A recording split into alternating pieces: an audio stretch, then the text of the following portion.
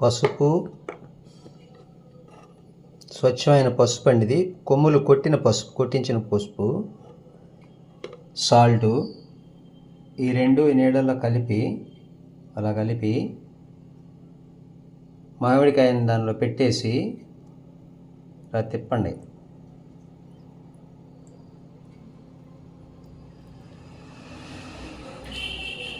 ఒక 7-8 సార్లు తిప్పండి. అలా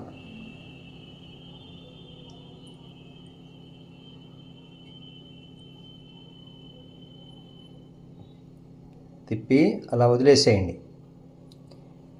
ఒక 10 మినిట్స్ పాటు అలా వదిలేస్తే ఆ కాయ చర్మం లోపలికి ఉండే టాక్సిన్స్, దాని మీద వాడిన పెస్టిసైడ్స్ కానీ లేకపోతే పెస్ట్ ఏదైనా గుడ్లు పెట్టినా అవన్నీ చనిపోతాయి చక్కగా.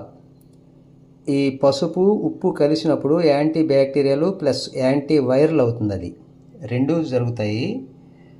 ఆ కాయ మీద ఉండే చర్మం లోపలికి దీనిలో ఉండే యాంటీ బ్యాక్టీరియల్ గుణాలు, యాంటీ వైరల్ గుణాలు స్ప్రెడ్ అయ్యి ఆ కాయ లోపలికి చొచ్చుకుపోతుంది. 15 నిమిషాల్లో తినటానికి 15 నిమిషాల ముందు మనం ఇలా చేసుకోవాలి. మామిడికాయని ఏ కాయ అయినా సరే, అరటిపండు అయినా సరే, ఇంకోటైనా సరే ఇలా పెట్టేస్తే ఆ చర్మం లోపలికి ఉండే టాక్సిన్స్ అన్నీ కూడా, జామకాయ కానీ, సపోటా కానీ, మామిడికాయ కానీ, అన్నీ ఫ్రూట్ ఇలా చేసుకుంటే మనకి దానిలో నుంచి టాక్సిన్స్ అన్నీ కూడా తీసివేయబడి, ప్లస్ చర్మం మీద పెట్టినటువంటి కంటికి కనపడని గుడ్లు లాంటి స్పోర్స్ గుడ్డు పెడతాయి.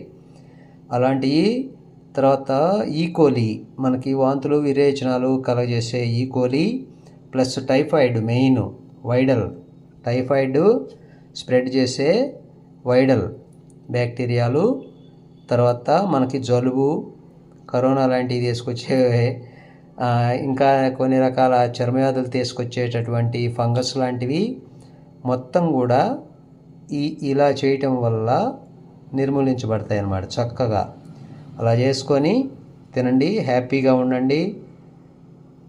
Okay, thank you one and all.